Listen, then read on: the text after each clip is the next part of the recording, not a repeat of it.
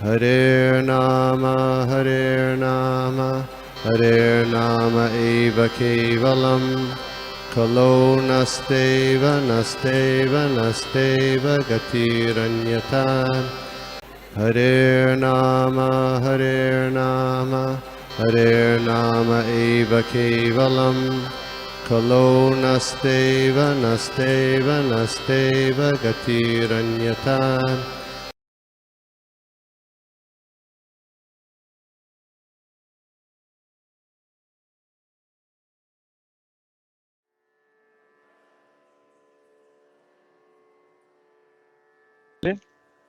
ओम नमो भगवते वासुदेवाय।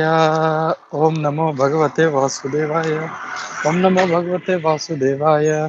नारायणं नमस्कृत्य नरं चैव नरोत्तमं देवीं सरस्वतीं व्यासं ततो जयमुदीरयेत्। नष्टप्रायेषु भद्रेषु नित्यं भागवत सेवया भगवती उत्तमश्लोके भक्तिर्भवति नष्टकी। हरे कृष्णा। हरे कृष्णा। थैंक यू प्रभु जी। हरे कृष्णा। तो आज हम लोग देख रहे हैं श्रीमद् भागवत का पहले कैंटो का अध्याय 9वां श्लोक नंबर 49। पित्राचानुमतो राजा पित्रा चानुमतो राजा वासुदेवानुमोदितः वासुदेवानुमोदितः चकार राज्यं धर्मेण चकार राज्यं धर्मेण पितृपैतामहं विभुः। पितृपैतामहं विभुः। Translation Srila Prabhupada द्वारा। जय Shri Prabhupada. After this, the great religious king Maharaja Yudhishthira executed the royal power in the kingdom strictly according to the codes of royal principles approved by his uncle and confirmed by Lord Shri Krishna. तो कल जब हम लोग ने पढ़ा था कि युधिष्ठिर महाराज गांधारी माता जी और धृतराष्ट्र की जब सांत्वन करने जाते हैं और उनके अप्रूवल से फिर वो राज्य कारभार कर लेते। फिर वो वहाँ पे आज के इसमें उन लोग प्रभुपाद जी ने बताया कि फिर वो जो बड़े जो रिलीजियस थे युधिष्ठिर महाराज, उन्होंने अपना राज्य कारभार धृतराष्ट्र जो है मतलब जो अपने अंकल थे उनसे अनुमोदन लेके और श्री कृष्ण से आशीर्वाद लेके उन्होंने नियमों से बांधी मतलब जो राज्य के नियम थे उसको उसके हिसाब से उन्होंने राज्य कारभार को हासिल किया और राज्य पे बैठ गए। तो purport by Srila Prabhupada ji. Maharaja Yudhishthira was not a mere tax collector. He was always conscious of his duty as a king, which is no less that of a father or a spiritual master. The king is to see to the welfare of citizens from all angles of social, political, economic, and spiritual upliftment.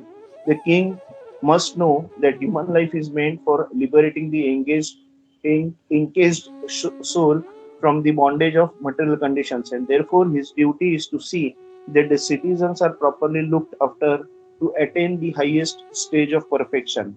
तो यहाँ पे बताया कि युधिष्ठिर महाराज ये सिर्फ tax collector नहीं थे और राजा को कभी सिर्फ टैक्स कलेक्टर नहीं होना चाहिए। राजा को प्रजा का आर्थिक, सामाजिक, राजनैतिक, आध्यात्मिक उत्थान के लिए कार्य करना चाहिए और उनमें कैसी प्रजा का उसमें कैसे भलाई हो उसके लिए राजा ने सोचना चाहिए। तो महाराज Yudhishthira followed this principle strictly, as will be seen from the next chapter. Not only did he follow the principles, but he also got approval from his old uncle, who was experienced in political affairs, and that was also confirmed by Lord Krishna, the speaker of philosophy of Bhagavad Gita.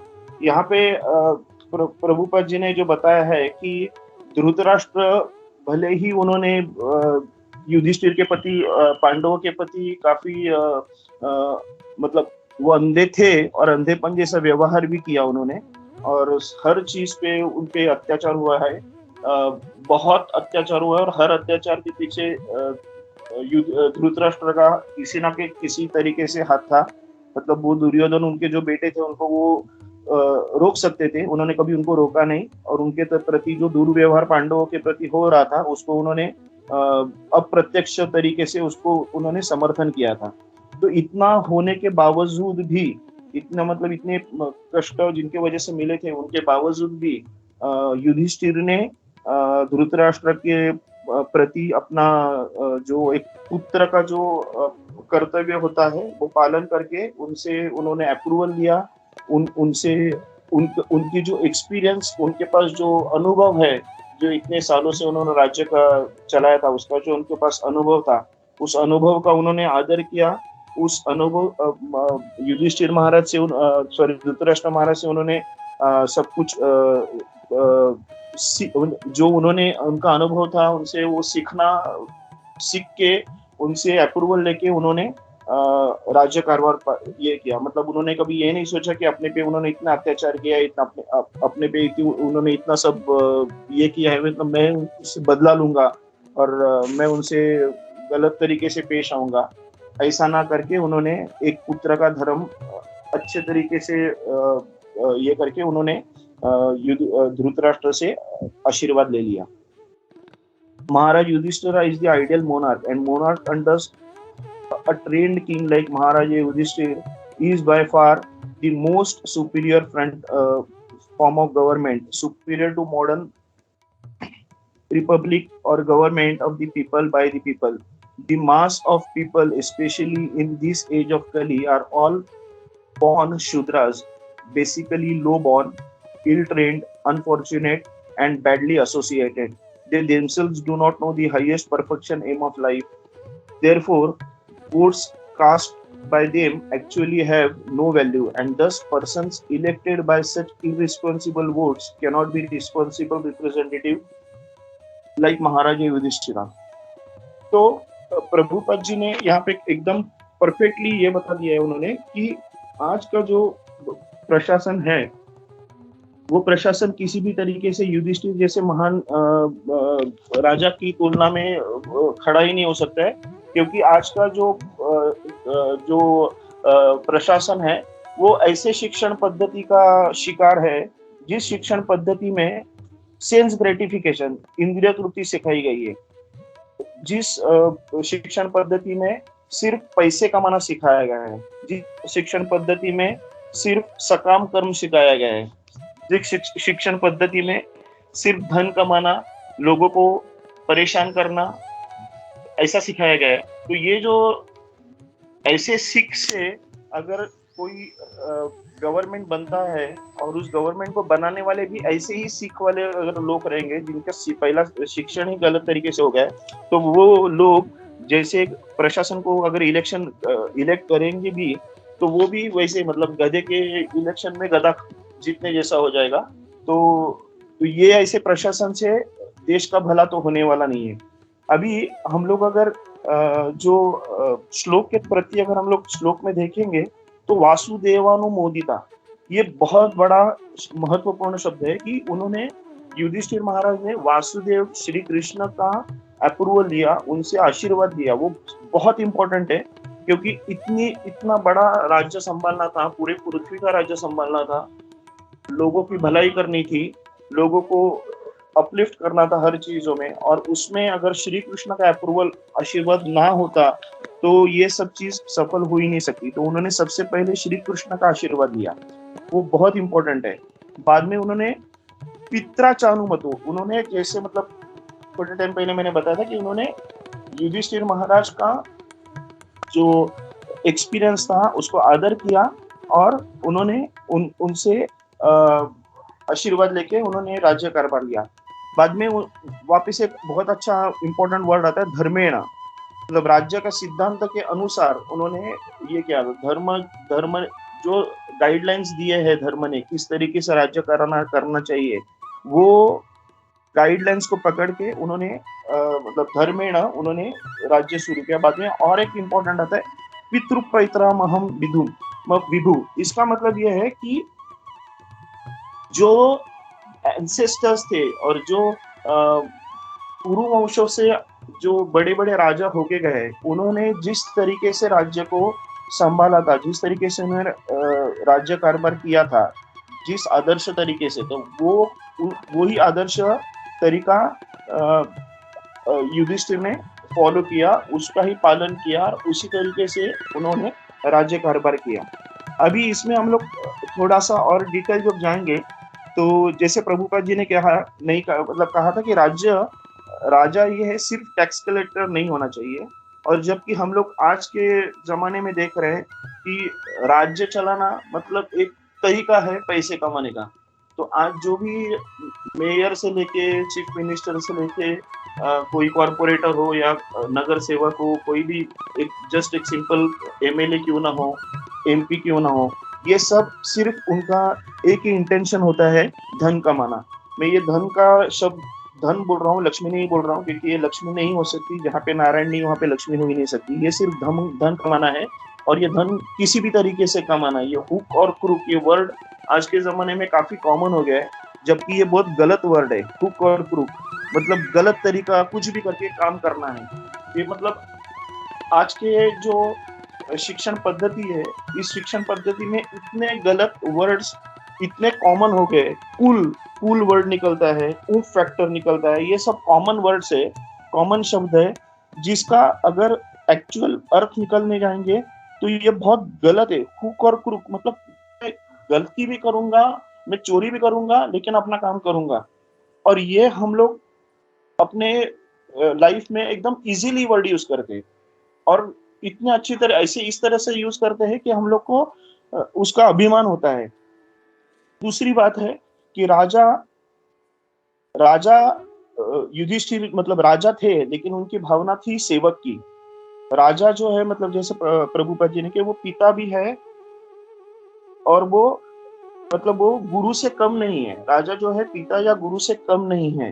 तो राजा की भावना सेवक जैसे, मतलब जैसे अगर हम लोग थोड़ा सा राम की पद तरफ जब जाएंगे, भगवान राम ने एक सिर्फ धोबी के बातों का बुरा मान के, मतलब धोबी के बातों पे गौर करके, बुरा माना वर्ड गलत है, उन्होंने उनके बातों पे गौर करके सीता मैया को उन्होंने त्याग दिया था। उनको वशिष्ठ अपने गुरुजी के अपने आश्रम में छोड़ दिया था। मतलब उतना उन्होंने, मतलब जो राजा रहता है उसको अपने प्रजा की तरफ, प्रजा के हर चीजों की तरफ गौर देना चाहिए, प्रजा का हर। तो यहाँ पे उन्होंने जैसे बताया कि आर्थिक, सामाजिक, राजनीतिक और आध्यात्मिक ये चीजों में प्रजा की कैसी उन्नति होगी, ये राजा को देखना चाहिए। राजा का जैसे कल प्रभु जी ने जैसे कहा था कि राजा की अगर प्रजा अगर दुखी हो तो राजा को नरक में जाना पड़ता है, ऐसे प्रभु जी ने कल बताया। और ये भी बताया था कि प्रजा के पाप का 1/6 भाग राजा को लेना पड़ता है। तो ये मतलब अगर हम लोग आज की प्रजा देखेंगे और राजा अगर देखेंगे, तो प्रजा पाप के अलावा कुछ कर ही नहीं रहे।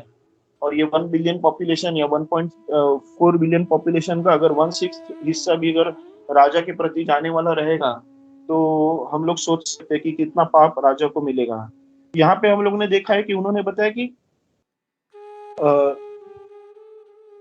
चरित्र, मतलब हम लोग जैसे कि सामाजिक प्रजा को सामाजिक लेवल पे उन्नत करना, तो सामाजिक लेवल पे उन्नत करना मतलब लोगों का चरित्र बनाना। अभी हम लोग चरित्र पे देखेंगे तो आज के शिक्षण पद्धति में चरित्र पे बहुत कम फोकस है। मुझे याद है कि बचपन में हम लोग को कम्युनिटी लिविंग नाम की एक सब्जेक्ट हुआ करता था, जो चौथी में बंद हो गया था, जो एक्चुअली आदमी को एमएससी क्या पीएचडी तक होना चाहिए कि चरित्र बनाने, कम्युनिटी लिविंग में थोड़ी सा चरित्र के ऊपर ध्यान दिया जाता था। तो वो चीज हम लोग को चौथी कक्षा में बंद कर दिया, क्योंकि उसके बाद लोगों को समझ में आएगा कि आदमी अपने आप वो समझ के बड़ा हो जाएगा, चरित्रवान बन जाएगा। लेकिन वैसा चरित्रवान तो कभी बना ही नहीं है, उल्टा हम लोग चरित्र में और नीचे जाते जा रहे हैं, मतलब नीचे फिसल रहे हैं हम लोग। सेंस ग्रेटिफिकेशन, ये चीज है हम लोग को अभी अपने को शिक्षण में ये सिखाया जा रहा है, मतलब पैसे कमाना, सेंस ग्रेटिफाई करना। सेंस ग्रेटिफिकेशन के लिए जैसे मैंने थोड़े दिन पहले पढ़ा था कि अपनी जो जबान है, उस जबान के जो टेस्ट बर्ड्स है वो 1 स्क्वायर इंच तक फैले हुए रहते, बाकी पूरी जबान में कोई टेस्ट नहीं रहता है। तो सिर्फ 1 स्क्वायर इंच का जो टेस्ट बर्ड्स का हम लोग के अगर मतलब वो सेटिस्फाई करने के लिए $1 ट्रिलियन इंडस्ट्री चल रही है पूरे वर्ल्ड में। $1 ट्रिलियन मतलब 1 लाख करोड़ डॉलर्स, मतलब उसको और भी अगर रुपीज में कन्वर्ट करेंगे तो हम लोग सोच सकते हैं कि कितने मतलब करोड़ मतलब 50 लाख करोड़ जैसा रुपीज में अगर हम लोग कन्वर्ट करेंगे, इतनी बड़ी इंडस्ट्री सिर्फ 1 स्क्वायर इंच के अपने जो टेस्ट बर्ड से उनको सेटिस्फाई करने के लिए इतनी बड़ी इंडस्ट्री चल रही है। और मुझे ये भी याद है कि बचपन में हम लोग जब छोटे थे तब ये जो मांसाहार का जो दुकान वगैरह रहता था वो कहीं तो एक जो अपना जो जिला मतलब जो गांव रहता था, गांव के किसी कोने में रहता था, क्योंकि वो पता था कि ये गलत है। जो गांव वाले थे उनको भी ये लगता था कि गलत है, कि वो गांव से थोड़ा दूर रहता था ताकि लोगों के बच्चों के सामने नहीं आए। लेकिन अगर आज हम लोग देखेंगे तो ये पूरा उसका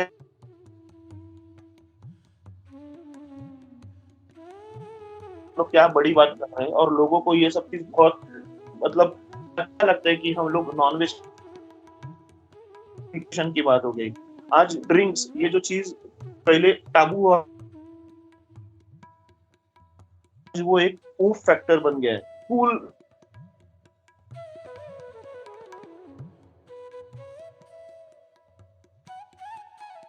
शिक्षण पद्धति ने ऐसी चीज को उभारा दिया है, उसको वो मतलब ये चीज बदनाम चीज होनी चाहिए, लेकिन ये बदनामी तो दूर की बात है, वो उसको भी नाम मिल गया ये सब चीज का। ये हम लोग सेल्स ग्रेटिफिकेशन के पीछे जिस तरीके से हम लोग लगे हैं, आज आध्यात्मिक उत्थान के लिए हम लोग को क्या शिक्षण मिल रहा है? कुछ भी नहीं। आज टीवी पे ऐसे गाने फेमस हो रहे हैं, सॉरी इंटरनेट गया था, सॉरी। तो टीवी पे ऐसे गाने फेमस हो रहे हैं, जिंदगी का सफर है ये कैसा सफर, कोई समझा नहीं कोई जाना नहीं। मतलब ये गाना इतना पॉपुलर हो गया है, और ये गाने के बोल के तरफ अगर हम लोग ध्यान देंगे तो सच्ची में जिंदगी का सफर हम लोग को अनजान क्यों लग रहा है? ये भगवत गीता में जिंदगी का सफर पूरी अच्छी तरह से बताया गया है। या हम लोग मतलब 140 साल अगर अपने को हो गए, अगर इंडिपेंडेंस लेके 170 साल इंडिपेंडेंस लेके हो गए, और आज हम लोग यही सोच रहे हैं कि जिंदगी का सफर है ये कैसा सफर। हम लोग अभी इतने 150 साल में हम लोग को भगवत गीता पढ़ने की कभी भी इच्छा नहीं हुई, भागवत पढ़ने की कभी इच्छा नहीं हुई। हम लोग को कभी लगा नहीं कि हम लोग को सच्ची में जिंदगी का सफर हम लोग को समझना चाहिए करके। जिंदगी कैसी है पहेली है कोई जाना, मतलब ये भी पहेली नहीं है, और ये हम लोग को लगता नहीं है पहेली है। हम लोग ये चीज को जानने की कोई कोशिश नहीं करता है। ये जो जिंदगी का सफर लिखने वाला जो बोल है वो हिंदू आदमी है। वो हिंदू आदमी ने कभी भगवत गीता पढ़ी नहीं है, उसको कभी पता नहीं है, उसने कभी जानने का प्रयास किया नहीं है कि जिंदगी का सफर इतना अनजान नहीं है करके। हम लोग को अपना जो अपना लाइफ है, अपना पर्पस ऑफ लाइफ है, इसको go back to Godhead, अपने जो गोलोक वृंदावन में हम लोग को जाना है, ये अपनी जिंदगी का एक्चुअल सफर है, वो जिंदगी का मतलब है। और ये हम लोग अभी तक समझे नहीं। और ये ऐसी चीजें, ऐसे ये गाने हैं वो बहुत पॉपुलर होते हैं, और मतलब उनको क्या क्या रेटिंग्स मिलते हैं, मतलब बोलते हैं ना गाना ऑफ द मिलेनियम, गाना of the song of the millennium, song of the century, ऐसे उनको किताब मिलते हैं। जबकि एक्चुअली अगर उसका मीनिंग देखने जाएंगे तो वो यूजलेस गाना है। लेकिन हाँ, इसको आज के कलयुग में ऐसे गानों को बहुत ज्यादा मान मिलता है, ऐसे गानों का नाम बहुत ज्यादा होता है। सकाम कर्म, ये हम लोग को और एक सिखाया गया है अपने शिक्षण पद्धति में।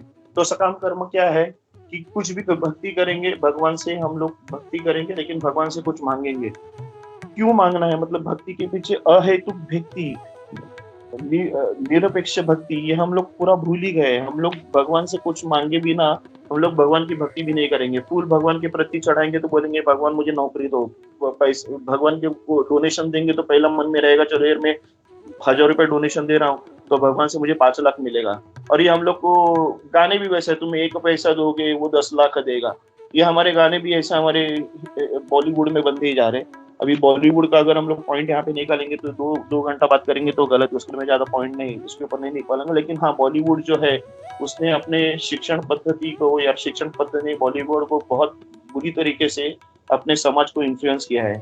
तो ये सकाम भक्ति है। आज भी हम लोग अगर कभी भी देखते हैं, कोई किसी को बधाई देता है, विशेष देता है, मतलब दिवाली की हो या दशहरा की हो या मतलब कोई त्योहार की हो, तो वो ऐसे बोलेंगे कि ये हम भगवान के चरणों में प्रार्थना करते हैं कि आपको धन दौलत बहुत अच्छा मिलेगी, आपका शारीरिक ये बहुत अच्छा रहेगा, उन्नत होगा। तो ये सब चीज हमारे शिक्षण पद्धति में सिखाई गई है कि हम लोग एक्चुअल भक्ति जो है, हम लोग को जो गोलोक वृंदावन जाना है, हमें जो भागवत में और भगवत गीता में हम लोग को जो कृष्ण ने सिखाया है, हम लोग को जो बताया गया कि हम लोग को भक्ति कैसी करनी चाहिए, इसका हमारे शिक्षण पद्धति में एक अंश भी यूज नहीं है।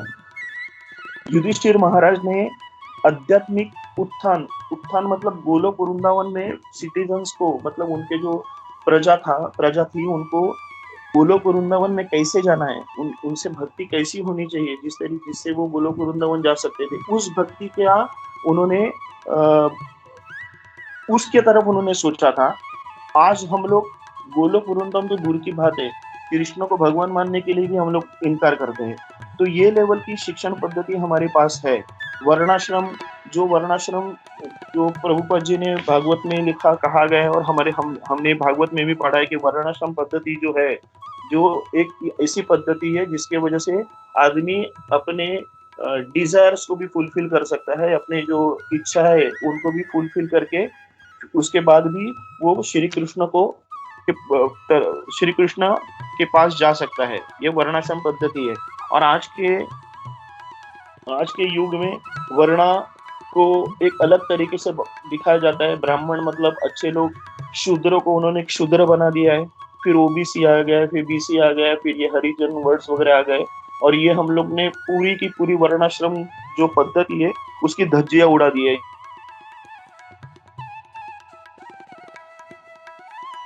क्षत्रिय और वैश्य कभी रही ही नहीं है।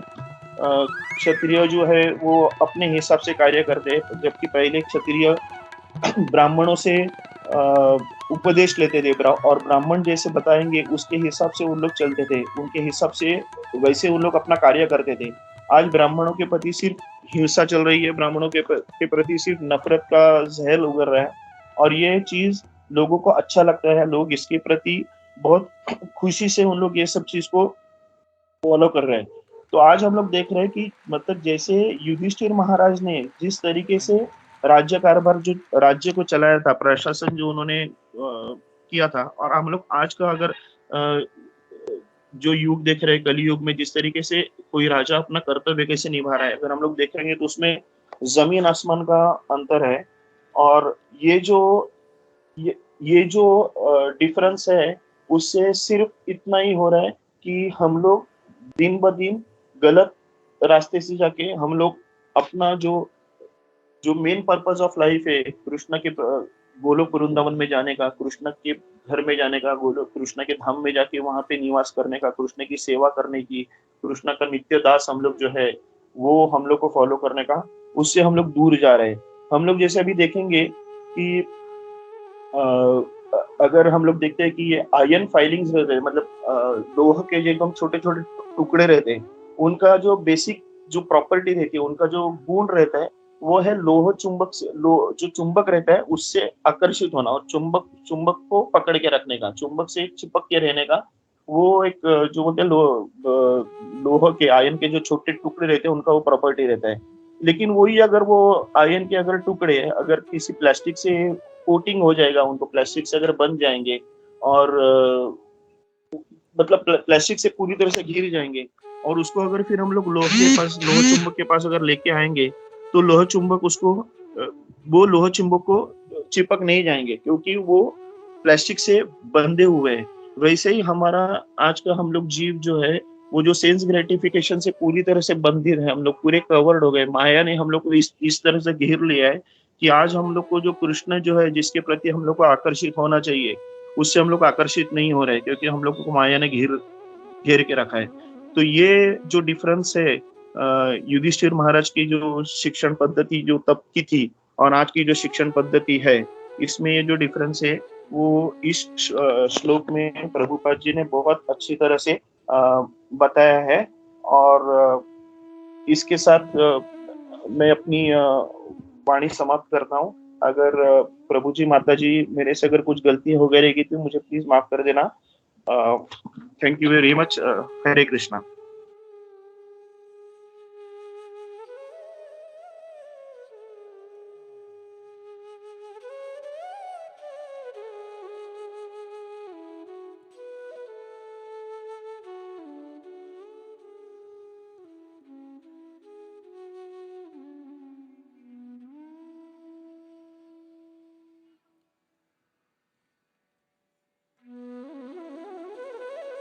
हरे कृष्णा प्रभु जी। हरे कृष्णा माता जी। हरे कृष्णा प्रभु जी। प्रभु जी, आपका फर्स्ट क्लास तो वाकई में फर्स्ट क्लास हो गया प्रभु। बहुत बहुत बहुत अच्छा क्लास। आप बहुत अच्छे से पॉइंट्स बहुत अपने अच्छे से समझाया। बॉलीवुड का एग्जाम्पल या जो भी, लेकिन अब सब हम एग्जाम्पल कभी कभी मटेरियल होता है तो उससे भी काफी लोग समझते हैं, हम सीखने मिलता है। तो वाकई में फर्स्ट क्लास हो गया आपका class. Thank you Prabhu, thank you. Hare Krishna Prabhu. Thank you माता जी। हरे कृष्णा माता जी। सभी आप लोगों की मेहरबानी, आपका एसोसिएशन है, उसकी वजह से हो रहा है माता जी। Thank you very much.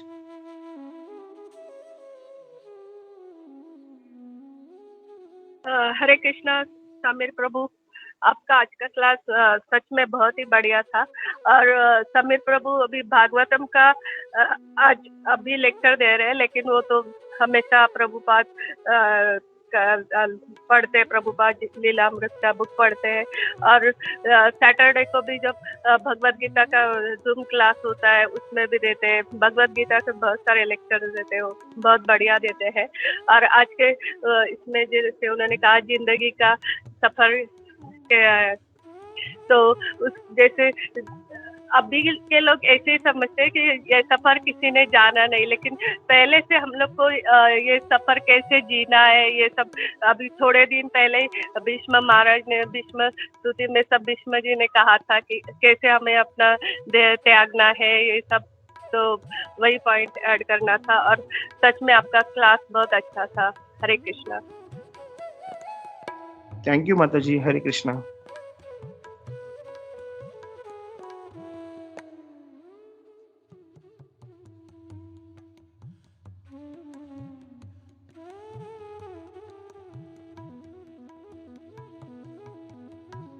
Hare Krishna ji. Hare Krishna. दंडवत प्रणाम प्रभु जी। सर्वप्रथम तो आपको बहुत सारा थैंक यू प्रभु जी। इतना अच्छा आपने ये सेवा लेके समझाया प्रभु जी। और प्रभु जी इतना अच्छा आपने क्लास में जैसे स्टार्ट से आपने समझाया युधिष्ठिर महाराज जी के बारे में। और जैसे आपने वो धन का बताया कि वो उसको लक्ष्मी नहीं कहते जहाँ नारायण नहीं होते। वो इतना आपने स्ट्रेस देके और इतना कन्विंसिंगली बोल दिया कि जैसे वो धन होता है तो जब भी वो नारायण होते तो ही लक्ष्मी होती है। तो और वो जो हुक और क्रुक का भी आपने समझाया वो भी बहुत ही मतलब ये एकदम ऐप था ये करंट सिचुएशन में। और प्रभु जी ये जैसे लास्ट में आपने बीच में आपने शिक्षण पद्धति के बारे में समझाया स्ट्रेस देके, वो भी बहुत ही ऐसा लाइक समझने के लिए था। और लास्ट में प्रभु जी जैसे आपने वर्णाश्रम के बारे में बता के उसको जो क्लास को कंक्लूड किया वो बहुत ही अच्छी तरह प्रभु जी आपने पूरा ऐसा समझा के उसको इलेबोरेटरी अच्छी तरह समझाया प्रभु जी। थैंक यू प्रभु जी, इतना अच्छा समझाया उसके लिए। हरे कृष्णा प्रभु। दंडवत प्रणाम। थैंक यू दंडवत प्रणाम सभी भक्तों को। हरे कृष्णा। हरे कृष्णा प्रभु जी। Thank you very much. Hare Krishna Sameer प्रभु। आवाज आ रहा है प्रभु? हाँ प्रभु जी आ रहे हैं। या सत्यराज गुड। नहीं सॉरी प्रभु जी, नहीं प्रभु जी तुम्ही या थैंक यू सत्यराज। तो वही प्रभु ऐसा बिल्कुल भी नहीं लग रहा था कि आपका भागवतम का पहला क्लास है। It was very nice. But या मतलब यही था कि एक अगर आप वीडियो ऑन करके इसको दे दे तो वही एक कमेंट था कि मतलब you should put your video on and give the class so everybody can see you. बाकी पॉइंट्स तो बहुत ही जो थे मतलब इट वाज वेरी वंडरफुल। सभी जो शिक्षण पद्धति के बारे में और कैसे डिफरेंस है महाराज युधिष्ठिर का जो राज्य था उसमें और आज के राज्य में कितना फर्क है, मतलब पूरा जो कॉन्ट्रास्ट है वो आपने पूरा प्रेजेंट कर दिया। So thank you for that प्रभु। हरे कृष्णा। थैंक यू प्रभु जी। प्रभु जी अगली बार से मैं ट्राई करूंगा वीडियो ऑन रखने का।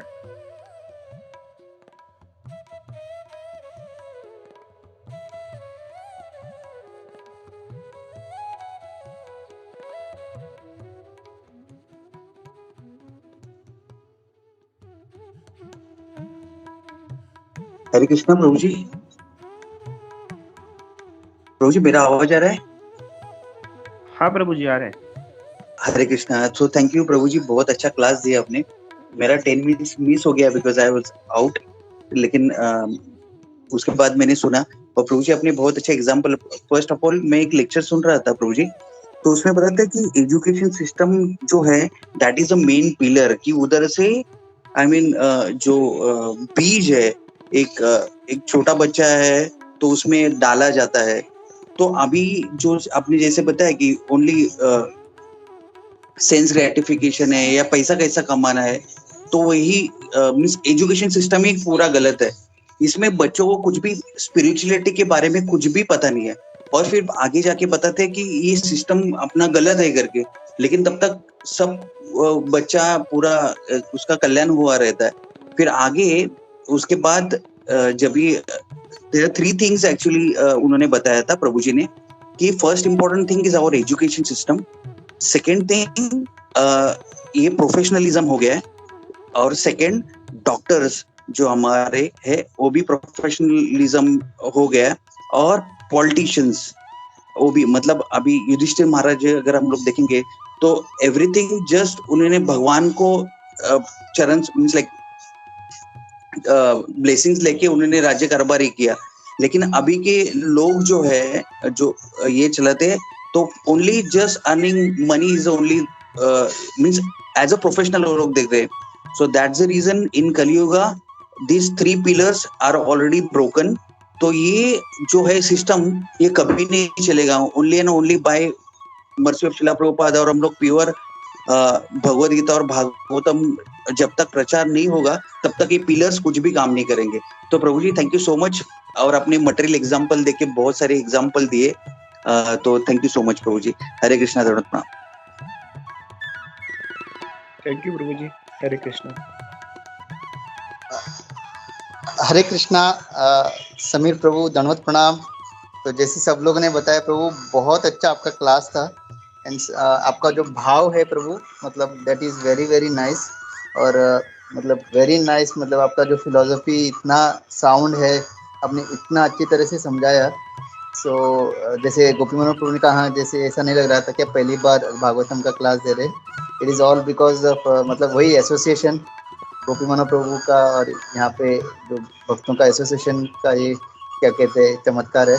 तो वी कैन अंडरस्टैंड कि अगर हम भक्तों के साथ में रह के फिलॉसफी सुनते रहेंगे, देन प्रीचिंग इज लाइक जैसे प्रभुपाद का क्या है मूड है, वही हम लोग उसको इम्बाइब कर सकते हैं। सो एसोसिएशन कितना इम्पोर्टेंट है हमको पता चलता है। ये हार्डली 1 ईयर हमको हुआ है यहाँ पे करते हुए, तो दिख रहा है प्रभु कि कैसे हम लोग अगर एक साथ रह के ऐसे शास्त्र का अध्ययन करेंगे तो इजीली हम इसको समझ सकते हैं और वो मूड भी इम्बाइब कर सकते हैं, जो आपने पूरा दिख रहा था प्रभु, आपके टोन में, आपके शब्दों में।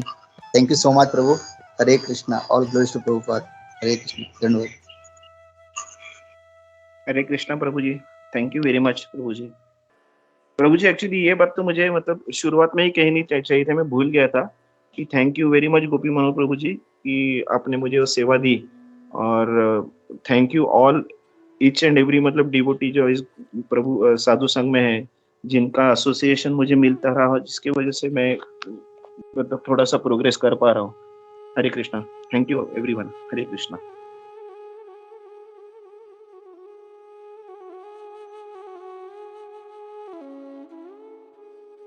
जीवपन प्रभु जी कुछ कहना चाह रहे हैं। हरे कृष्णा। कुंजेश्वरी माता जी ने भी बोला है, तो पहले उनको बोलने दीजिए, बाद में मैं बोलता हूँ प्रभु जी। हरे कृष्णा। प्रभु, कल माता जी ने लास्ट में जो एग्जाम्पल दिया था 3 पुतलियों का, वो एक के कान में डालो तो वो जाता ही नहीं है तार, दूसरे के कान में डालो तो दूसरे कान से जाता है, निकलता है, और तीसरे पुतली के कान में तार डालो तो वो हृदय में, उसके हृदय में जाता है। वो आज आपका क्लास सुन के ऐसे लगता था कि लग रहा है कि आप वो तीसरी वाली पुतली हो। आपके हृदय में सच में कृष्ण का सब कुछ वो भक्ति भाव दया और आपने वैसे ही प्रेजेंट किया, बहुत अच्छा लगा। हरे कृष्ण। हरे कृष्ण माता जी, थैंक यू सो मच माता जी। हरे कृष्णा। जय जय श्री प्रभुपाद।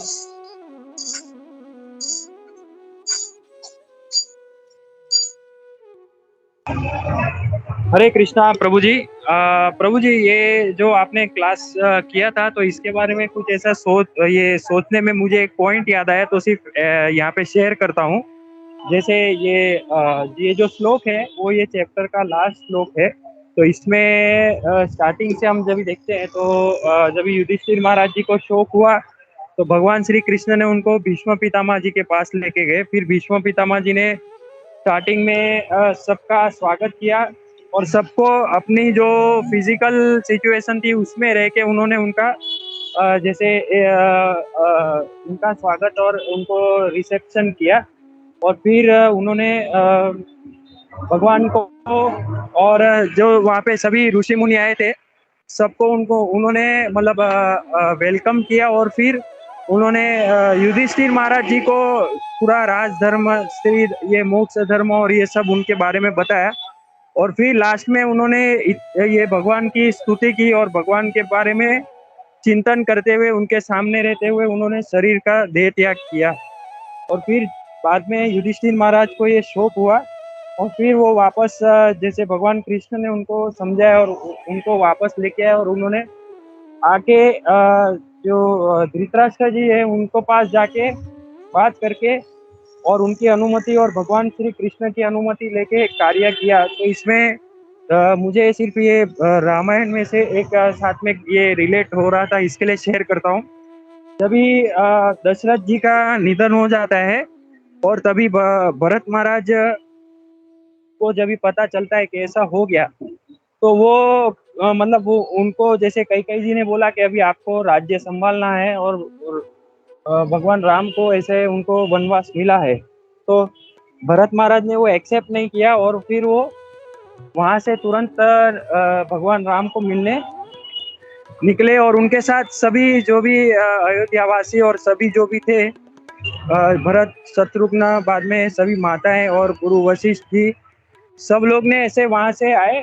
और जब भी वो लोग वन में भगवान राम को मिलने आए तो लक्ष्मण जी को लगा कि ये आक्रमण करने आए हैं, तो वो क्षत्रिय के भाव से उन्होंने उनका विरोध करने का प्रयास किया। तो भगवान राम ने बताया पहले देखो कि कौन व्यक्ति है और उनका क्या विचार है। तो यहाँ पे जैसे भीष्म पितामह है तो उनका भी मतलब जो व्यक्तित्व था वो ऐसे ही उन्होंने पूरा अपना वर्तन किया।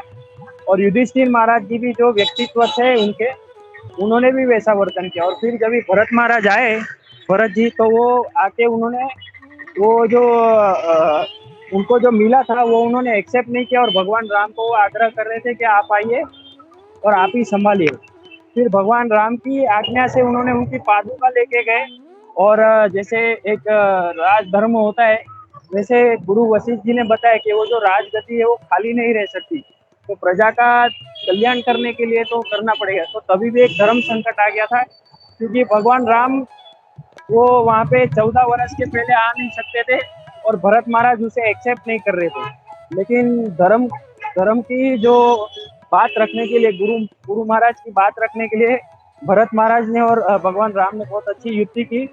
भरत महाराज ने उनकी पादुका लेके गए और वहाँ पे पादुका रखी, लेकिन भरत महाराज वो उनके रिप्रेजेंटेटिव के हिसाब से वो राजा धर्म करते थे और वो वहाँ पे रहते नहीं थे, वो वहाँ से बाहर जाके दूसरी एक जगह में रहते थे। तो ऐसा ये एक मुझे रिलेट हुआ, उसमें से इसके लिए शेयर किया। हरे कृष्णा, दंडवत प्रणाम। हरे कृष्णा प्रभु जी, थैंक यू वेरी मच, आपने बहुत अच्छा पॉइंट बताया। थैंक यू वेरी मच प्रभु जी। हरे कृष्णा। प्रभु जी, उद्धव परेश प्रभु कुछ बोलना चाहते हैं।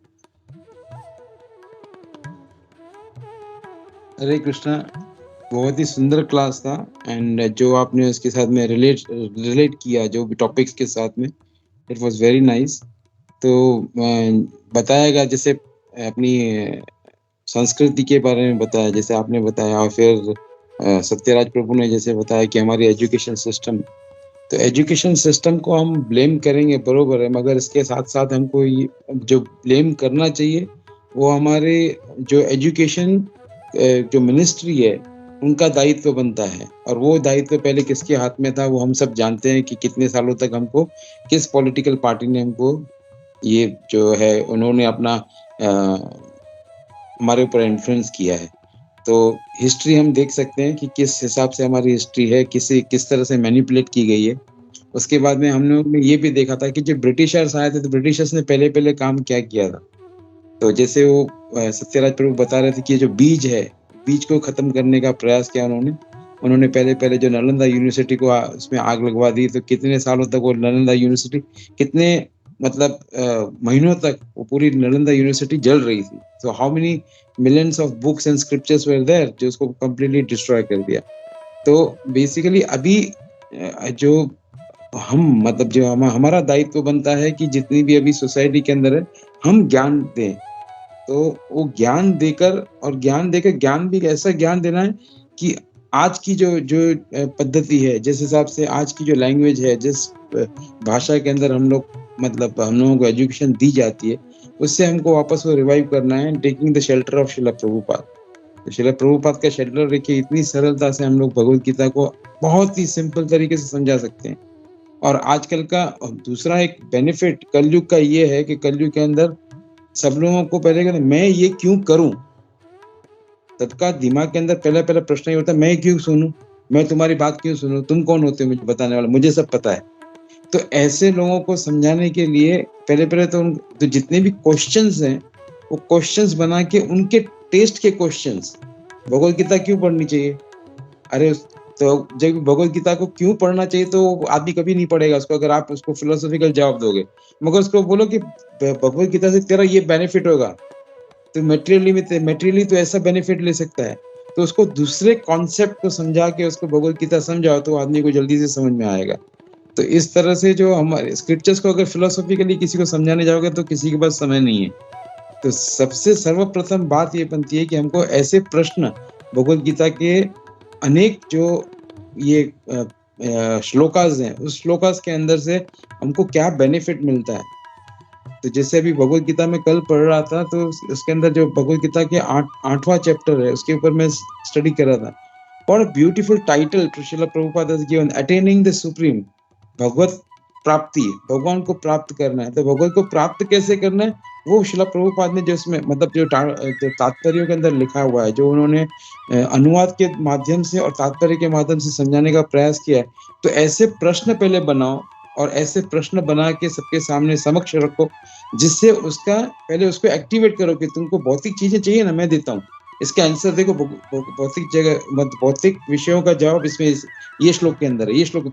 तब उसके अंदर इंक्विजिटिव पैदा होगी, और इंक्विजिटिव पैदा होगी तो then he can start reading Bhagavad Gita, and then we can gradually give the philosophical aspect of it, which is जैसे श्रील प्रभुपाद हमेशा बताते हैं कि भाई enter like a needle and come out like a plough, यानी एक सुई की तरह आदमी के शरीर के अंदर जाओ और जब निकलते हो तो हल की तरह। एक हल कैसा होता है, हल जब जमीन के अंदर जाता है तो आराम से चला जाता है, मगर जब निकलता है तो पूरी जमीन को उखाड़ के पूरा निकलता है।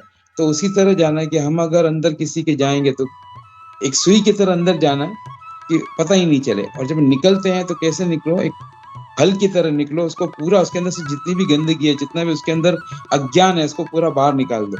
तो ऐसे हमको मतलब ये स्टेप्स लेने चाहिए। This is what I could relate with your class, very nice class प्रभु। हरे कृष्णा। हरे कृष्णा प्रभु जी, दंडवत प्रणाम, थैंक यू वेरी मच, आपने एकदम सही कहा।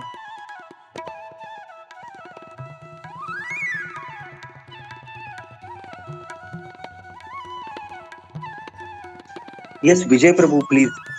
Hello, Hare Krishna everyone, Hare Krishna Sameer Raje. खूप चांगलं you have explain very in a very good manner. I liked it. Just one point I would like to add.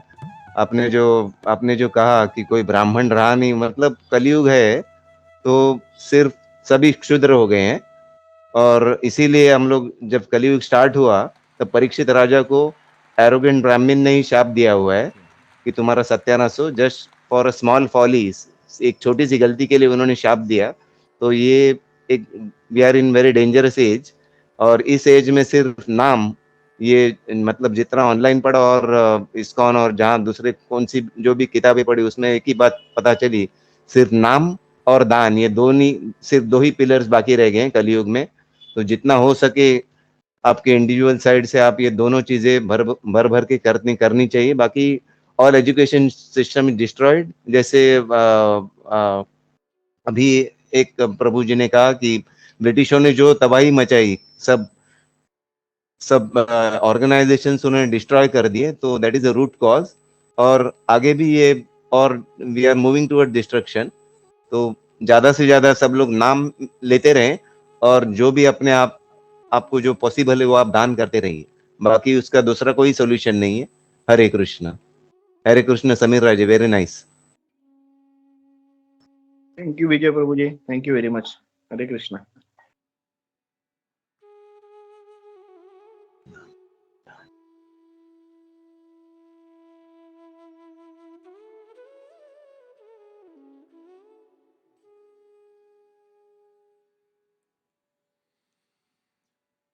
हरे कृष्ण कृष्ण कृष्ण हरे हरे, हरे राम हरे जय राम.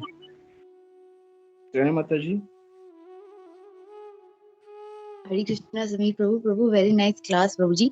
मेरा जैसा अभी क्वेश्चन था, जैसे जय प्रभु ने अभी बोला तो उस पे था कि जैसे वो प्रभु ने बताया कि दान और नाम, तो नाम तो इस्कॉन हम ले ही रहे हैं, और दान भी 50% गीता में बोला गया कि भगवान की तरफ अर्पित करना है.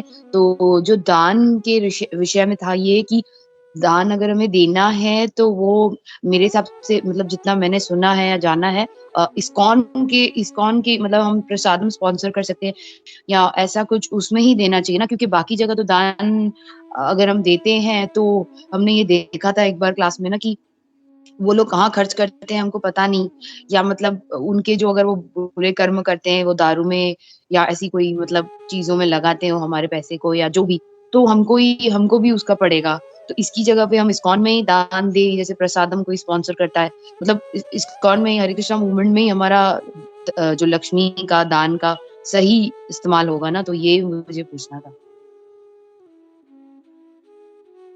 हरे कृष्ण माता जी. माता जी आपने एकदम सही कहा, दान सत्पात्री होना चाहिए, मतलब और सत्कर्मी होना चाहिए. तो अभी इस्कॉन का जो है, जिस तरीके से वो फूड फॉर अंडर प्रिविलेज्ड वगैरह, तो वो सिर्फ फूड नहीं रहता है, वो प्रसाद रहता है. तो मतलब वो जो अंडर प्रिविलेज्ड जो चिल्ड्रेन या फिर जो क्लास है, उनको प्रिविलेज क्लास बनाने के लिए इस्कॉन बहुत मदद कर रहा है उनको प्रसादम देके. तो डेफिनेटली वो दान एक्चुअली मतलब एग्जैक्ट दान है, और वो दान मतलब श्री कृष्ण के अर्पण करके अगर वो दान देंगे तो वो that will be the best दान. एकदम सही कहा माता जी आपने. Thank you very much.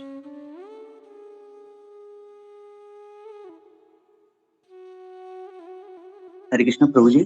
प्रभु जी इसके ऊपर मैं एक पॉइंट ऐड करना चाहता हूँ. अगर हम लोग देखेंगे कि गुरुकुल सिस्टम अपने इस्कॉन का, तो अगर हम लोग मायापुर में देखेंगे तो छोटे छोटे बच्चे लाइक वो मटेरियल एजुकेशन भी ले रहे एंड स्पिरिचुअल एजुकेशन, मृदंग है, करताल है, भगवत गीता श्लोका है, श्रीमद् भागवतम है. मॉर्निंग 2:30 उठते हैं, फिर लाइक उनको भगवान को अभिषेक, धीरे धीरे उनको सब सिखा रहे. एंड सेकंड थिंग, जैसे अभी माता जी ने बताया दान, तो फूड फॉर लाइफ चालू है. हर एक मंदिर में हम लोग देखेंगे तो सब जगह पे फूड फॉर लाइफ है. और सबसे श्रेष्ठ दान जो हरि नाम संकीर्तन, अगर हम लोग देखेंगे श्री राधा गोपीनाथ जी में एवरीडे 5 to 7 एवरी डे नगर संकीर्तन रहता है. डिवोटी सब बाहर रहते हैं स्ट्रीट्स पे, और हरिनाम संकीर्तन ऑल ओवर वर्ल्ड. तो मतलब इस्कॉन सब कर रहा है, मीन्स दान भी कर रहा है, मीन्स सबसे श्रेष्ठ दान तो हरिनाम, और दूसरा फूड फॉर लाइफ वो भी दे रहा है, और अच्छा एजुकेशन सिस्टम. हरे कृष्णा प्रभु जी, दंडवत प्रणाम। यस प्रभु जी, थैंक यू, आपने बराबर कहा, thank you very much, right.